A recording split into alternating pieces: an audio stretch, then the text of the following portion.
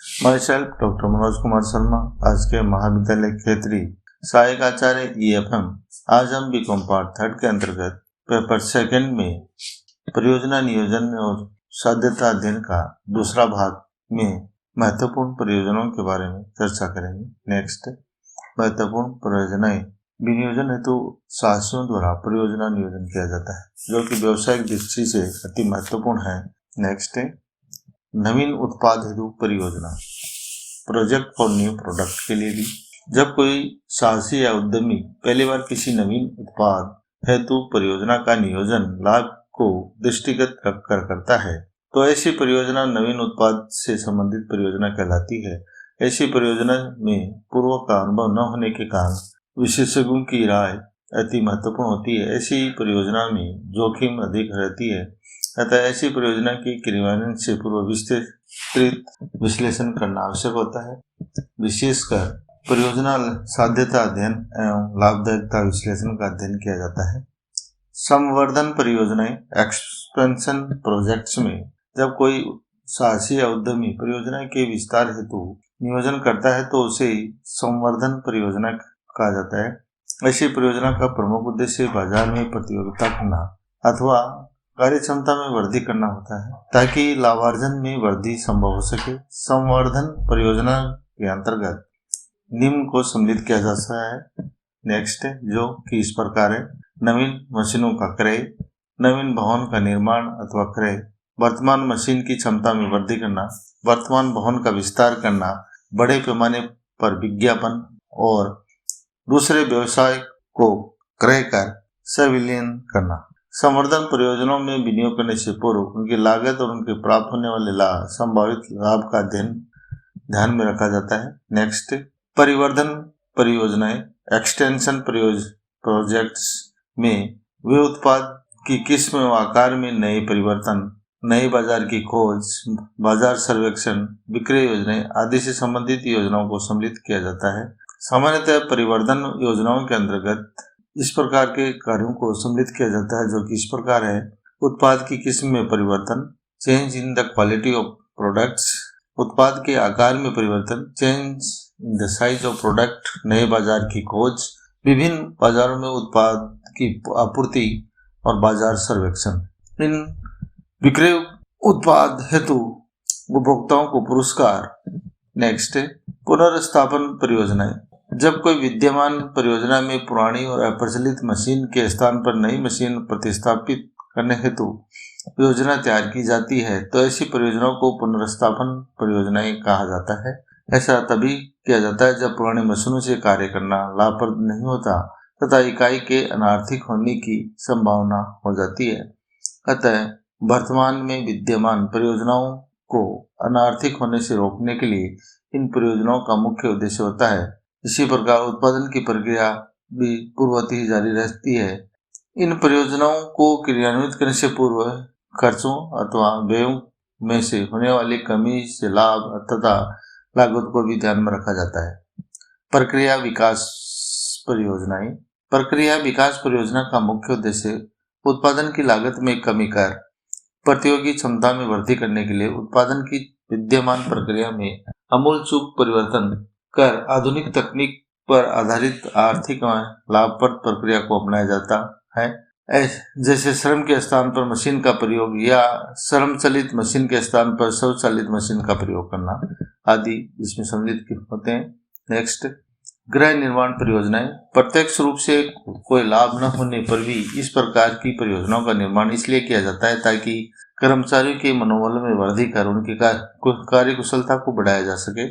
इससे अप्रत्यक्ष रूप से व्यवसाय की लाभार्जन क्षमता में वृद्धि होती है। कल्याणकारी परियोजनाएं, वेलफेयर प्रोजेक्ट्स भी होती है महत्वपूर्ण योजना। कल्याणकारी परियोजनाओं में से व्यवसाय को प्रत्यक्ष रूप से लाभ न मिलकर अप्रत्यक्ष रूप से भी लाभ मिलता है। ऐसी परियोजनाओं के क्रियान्वयन से न केवल कर्मचारी के कल्याण में वृद्धि होती है, बल्कि कानून की अनुपालना तथा सामाजिक दायित्व की भी पूर्ति होती है। कल्याण परियोजनाओं के अंतर्गत सामान्यतया निम्न परियोजनाओं को सम्मिलित किया जाता है, जो कि प्रमुख है। नेक्स्ट, स्वास्थ्य संबंधी परियोजनाएं, सुरक्षा परियोजनाएं, सेफ्टी प्रोजेक्ट्स, शीतल एवं स्वच्छ जल आपूर्ति परियोजनाएं, शिक्षा परियोजनाएं, एजुकेशन प्रोजेक्ट, शिशु कल्याण केंद्र, चाइल्ड वेलफेयर सेंटर, पार्क, खेल के मैदान, मनोरंजन गृह, विश्राम कक्ष, वातानुकूलित कार्यालय आदि प्रमुख है। नेक्स्ट, शोध एवं विकास परियोजनाएं, बृहद आकार वाले व्यवसाय इस प्रकार की परियोजनाओं को क्रियान्वयन निम्न उद्देश्यों की पूर्ति के लिए करते हैं, जो कि इस प्रकार है। नवीन उत्पाद की खोज के लिए भी शोध पर विकास परियोजना होती है। नवीन बाजार की संभावना का पता लगाने के लिए भी शोध एवं विकास परियोजनाएं होती है।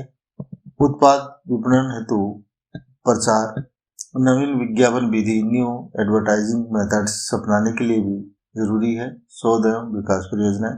उत्पाद की नई तकनीक, न्यू टेक्नोलॉजी और प्रोडक्ट के लिए भी शोध एवं विकास परियोजनाएं, और उत्पाद की नई किस्म आदि के लिए भी शोध एवं विकास परियोजनाएं जारी रखी जाती है। तथापि शोध और विकास व्यय से भी प्रत्यक्ष रूप से कोई लाभ प्राप्त नहीं होता, क्योंकि अप्रत्यक्ष रूप से इनके लाभ दीर्घकालीन अत्यधिक होते हैं। इस प्रकार के लाभ व्यवसाय की प्रतियोगी क्षमता को बनाए रखने में भी सहायक होते हैं। अतः इस प्रकार के व्यय विनियोग ही माने जाते हैं। नेक्स्ट, परियोजना साध्यता अध्ययन। नेक्स्ट, किसी भी परियोजना के क्रियान्वयन से पूर्व उसकी साध्यता का अध्ययन करना आवश्यक होता है। साध्यता अध्ययन के अंतर्गत परियोजना क्रियान्वयन से पूर्व विस्तृत जांच पड़ताल, व्यापक विचार विमर्श, अनुसंधान एवं विशेषज्ञों की राय, सलाह मशवरा ली जाती है, जिसके पश्चात ये देखा जाता है कि सभी परिस्थितियों को दृष्टिकोण में परियोजना का क्रियान्वयन लाभप्रद रहेगा या नहीं, इसे सफलता या असफलता की स्थिति का सामना किस प्रकार करना पड़ेगा। इस प्रकार परियोजना साध्यता के अंतर्गत यह भी देखा जाता है कि क्या वर्तमान परिस्थितियों के साथ साथ भावी परिस्थितियां भी वित्तीय, आर्थिक, तकनीकी, संगठनात्मक दृष्टि से अनुकूल है। क्या परियोजना के दीर्घकाल लाभ की दृष्टि से भी परिस्थितियां अनुकूल है। अतः परियोजना नियोजन के अंतर्गत सर्वप्रथम उनकी साध्यता का अध्ययन करना अति आवश्यक है। चाहे परियोजना नवीन परियोजना से संबंधित हो, विद्यमान परियोजना के विकास या विस्तार या पुनर्संगठन से संदर्भ में हो, परियोजना साध्यता का अध्ययन आवश्यक हो जाता है। अतः व्यावसायिक दृष्टि से परियोजना साध्यता अध्ययन को निम्न हम 4 भागों में बांट सकते हैं, जो कि इस प्रकार है। नेक्स्ट, वित्तीय साध्यता। वित्त व्यवसाय के लिए जीवन रखता है। अतः परियोजना नियोजन के अंतर्गत सर्वप्रथम वित्तीय पहलू पर विचार किया जाता है। वित्तीय साध्यता के अंतर्गत मुख्यतः निम्न को सम्मिलित किया जाता है: कुल पूंजी लागत या विनियोजन का अनुमान, परियोजना अवधि से प्राप्त होने वाला कुल लाभ या रोकड़ अंतर्वाह का अनुमान।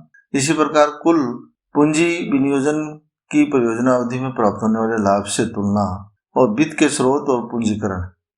ये सभी बिंदुओं को यदि हम व्यवसाय को परिस्थिति अनुकूल लगती है तो परियोजना को स्वीकृत करने का निर्णय उसके द्वारा लिया जाता है, अन्यथा परियोजना निरस्त कर दी जाती है।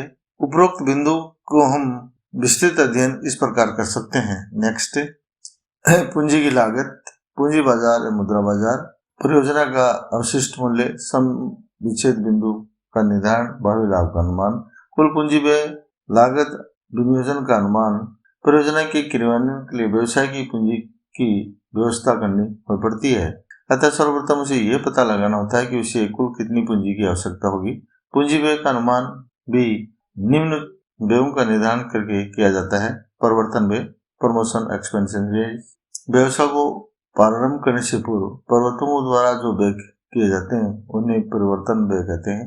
इन व्ययों में सामान्यतया इस प्रकार के व्ययों को सम्मिलित किया जाता है, जो इस प्रकार है। नेक्स्ट, प्रारंभिक व्यय, प्रीलिमिनरी एक्सपेंसेस, वैधानिक व्यय, लीगल एक्सपेंसेस, ख्याति क्रय, परचेज ऑफ गुडविल, पेटेंट क्रय, परचेज ऑफ पेटेंट, ट्रेडमार्क व्यय, कॉपीराइट व्यय। स्थिर पूंजी एवं दीर्घकालीन पूंजी।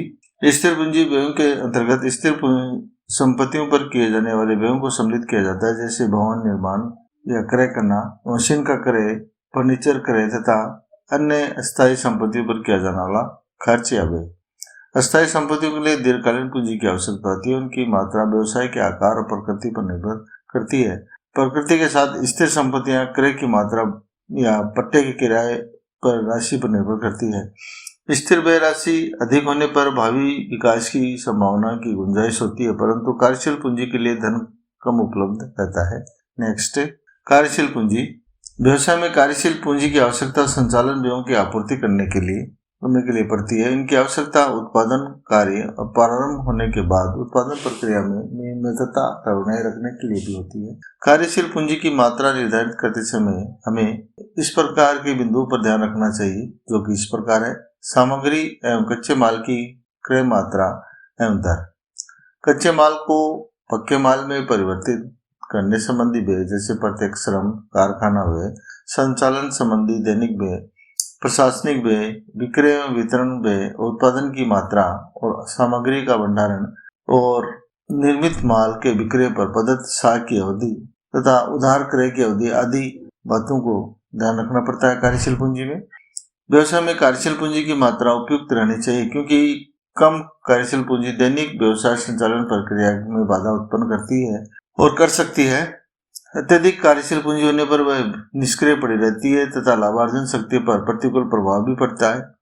अतः कार्यशील पूंजी की उपयुक्त मात्रा होने पर ही संचालन व्ययों का शीघ्र और समय पर भुगतान संभव होता है, जिससे व्यवसाय की ख्याति में वृद्धि होती है। Next, thank you.